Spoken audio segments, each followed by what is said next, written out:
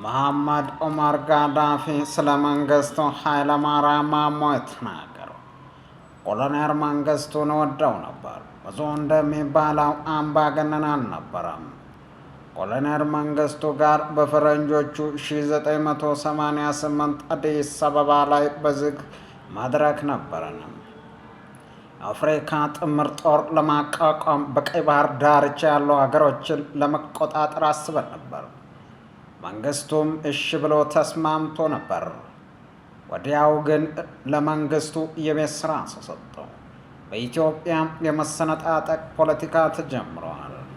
መንግስቱ ጥምር ጦር ለማቋቋም ያስበው አገሪቱ ላይ ያሉትን ታጣቂዎች ከደመሰሰ በኋላ ነው። ሱዳን፣ ግብፅ፣ ኬንያም ጅቡቲ ግን ለጥምር ጦሩ መቋቋም እሺ ብለው በኋላ ከድተዋል። ለአሜሪካና ለእስራኤል ምስጢሩን ሸጡት። በዚህ የተናደደው መንግስቱ የጅቡቲውን መሪ አስፈራራው።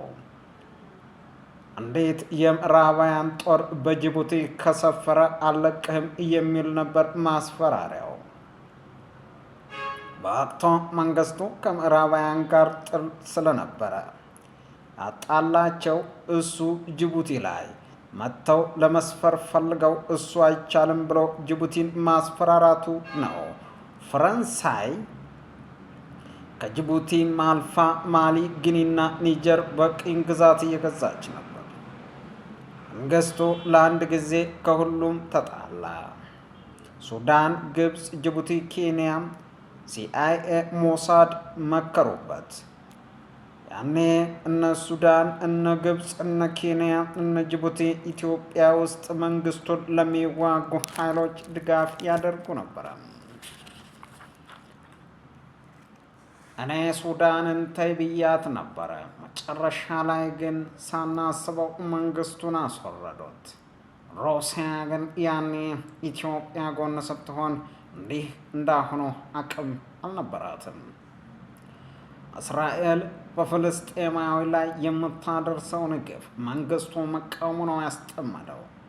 ሁለተኛው የቀይ ባህር በር ከኢትዮጵያ በላይ አለቃ የለውም የሚል ህልም ነበረው።